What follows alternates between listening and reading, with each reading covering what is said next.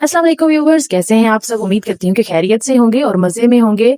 आज की जो हमारी वीडियो का टॉपिक है वो समझिए कि हर घर का टॉपिक है और वो है माँ और बच्चे के आपस के रिलेशन को लेकर। अच्छा, सियाने आंदे सी कि मां दी जिहड़ी गोद है ना वो बच्चे दी पहली दस्तगाह। तुम ये इस चीज तो एग्री करते हो ना, क्योंकि पैदा होने के बाद बच्चे की जो पहली एफिलिएशन है ना वो माँ से है।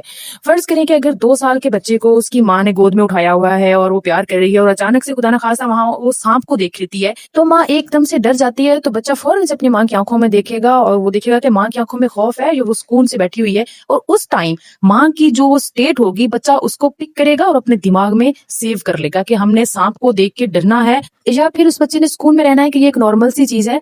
तो बच्चों की तरबियत में वैसे तो बाप का बहुत अहम रोल है, मगर जो माँ है वो बहुत ज्यादा अहमियत की हामिल है। माँ की जो शख्सियत है वो बच्चे की तरबियत पर बहुत ज्यादा असर छोड़ती है। अच्छा, मामा भावे इस चीज तो बचन वास्ते जिन्नी भी पतली गली चो निकलन की कोशिश करन, नहीं निकल सकदियां, क्योंकि तरबियत की जिम्मेदारी जी ज्यादा वा ओ मां ते वा।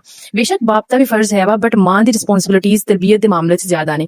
क्योंकि माँ को लेकर जो है ना बच्चा जब पैदा होता है तो 4 चीजें उसके अंदर कुदरती तौर पर मौजूद होती हैं। वो 4 चीजें कौन सी हैं? उनमें से पहली चीज ये है कि मेरी जो माँ है ना वो मुझ पे बहुत ज्यादा ट्रस्ट करती है। बच्चा ये चीज लेकर पैदा होता है।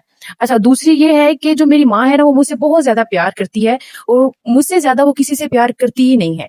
तीसरा, उसको ये पता होता है कि मेरी माँ मुझे हर टाइम पे अवेलेबल है, अपनी माँ की जरूरत होगी तो वो मेरे पास मौजूद होगी। अच्छा, चौथी चीज उसको ये होता है कि जो मेरी माँ है ना उसको हर चीज का इल्म है। मैं उससे जो भी बात पूछता हूँ, जो भी सवाल करता हूँ तो वो मुझे उसका आंसर करती है। मेरी माँ के पास हर बात का जवाब। लेकिन बहुत ही अफसोस के साथ कि जैसे ही बच्चा थोड़ा बड़ा होता है तो उसका इन चारों चीजों से ईमान आहिस्ता आहिस्ता खत्म होना शुरू हो जाता है, और उसकी वजह अमूमन उसकी माँ की तरफ से की जाने वाली 6 बड़ी गलतियां हैं जो वो चाहते हुए या फिर ना चाहते हुए करती है। ये बिल्कुल वो 6 गलतियां हम आपको बताएंगे इसी वीडियो में, लेकिन उससे पहले अगर आपने हमारे चैनल को अभी तक सब्सक्राइब नहीं किया तो हमारे चैनल को सब्सक्राइब कर लें और इस वीडियो को लाइक और शेयर कर लें। हाँ, घंटी के आइकन को दबाना मत भूलिएगा ताकि हमारी आने वाली हर वीडियो आसानी से आप तक पहुंचती रहे। पहली गलती जो एक माँ करती है वो चाहे अपनी फ्रस्ट्रेशन, स्ट्रेस या थकावट या कोई भी रीजन है उसकी वजह से जब बच्चों पे बेजा चीखना, चिल्लाना, उनको बात बात पे डांटना। जब बच्चा हर टाइम पे मतलब डांट सुनता है, चीखो पुकार सुनता है तो उसका दिल जो है वो बिल्कुल मजाक बन जाता है। उसे लगता है कि मैं चाहे जितनी भी कोशिश कर लूं, मैं चाहे जितना भी अच्छा बन जाऊं तो मैं अपनी माँ को खुश कर ही नहीं सकता। ये सोच बच्चों को जो है वो जिद करने पर मजबूर कर देती है। और जिन बच्चों को आपने देखा होगा को ज्यादा डांटा जाता है अमूमन वही सबसे ज्यादा जिद्दी होते हैं। और दूसरी बड़ी गलती जो एक माँ बार बार करती है वो है अपने बच्चों का दूसरों के बच्चों के साथ कंपैरिजन करना। मतलब ये मिसालें देना कि फलां के बच्चे ने तो इतने मार्क्स ले लिए, फलां की परसेंटेज अच्छी है, फलां का बच्चा बहुत ज्यादा अच्छे काम करता है, आप नहीं करते हो। तो बच्चा जो अपने दिल में ये सोच लेता है कि मेरी माँ तो मुझे किसी काबिल समझती ही नहीं है, इस उसे बहुत ज्यादा जिद्दी और हठ धर्म बना देती है। क्योंकि हर बच्चा अपने नेचर में, अपनी फितरत में और अपनी सूरत में, शक्ल में दूसरे बच्चों से अलग होता है, और उसे हम दूसरों के आईने में रख के जब देखते हैं तो उसकी अपनी जो एक आइडेंटिफिकेशन होती है, उसकी अपनी जो शनाख्त होती है वो खत्म हो जाती है। और तीसरी गलती ये कि माँ का वादा करके पूरा ना करना। मतलब बच्चा जो है वो माँ की हर बात को सच और मुकद्दस मानता है, लेकिन जब बार बार उसे ये सुनने को मिलता है कि आज नहीं तो कल, कल नहीं तो परसों, मतलब उससे जब आप कोई बात करते हैं तो उसको पूरा नहीं कर पाते तो उसका जो एक भरोसा होता है वो टूट जाता है, उसका अपनी माँ के ऊपर से एतमाद उठ जाता है।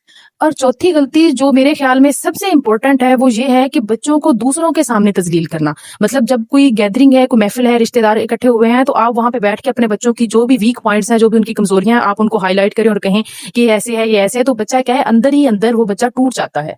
और पांचवी गलती ये है कि हर वक्त की बिला वजह की रोक टोक, पाबंदियां लगाना कि ये ना करो, वो ना करो, वहां ना जाओ, चुप रहो। तो बच्चे की तो एक लाइफ होती है, उस टाइम पे वो जो काम कर रहा होता है उसकी वही एक मसरूफियत होती है, और उसको बिला वजह की जो रोक टोक है वो उसको बगावत पे मजबूर करती है।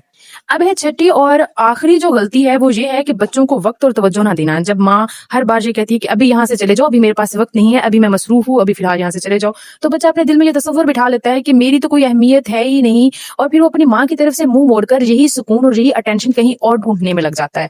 कभी दोस्तों में, कभी गलत गैदरिंग में, कभी मोबाइल पर, और कभी कभी खुदा ना खास्ता गलत रास्तों पर। लास्ट में मेरी बहनों ये कि जब नबी करीम सल्लल्लाहु अलैहि वसल्लम इतनी मसरूफियत के बावजूद भी बच्चों के लिए वक्त निकालते थे, उन्हें प्यार करते थे, सिवारी पर बैठाते थे, गले लगाते थे।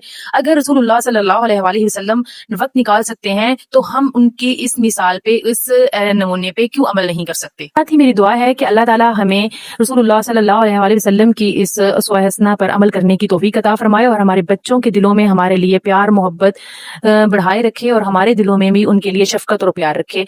इसके साथ ही मुझे इजाजत दें। अल्लाह हाफिज।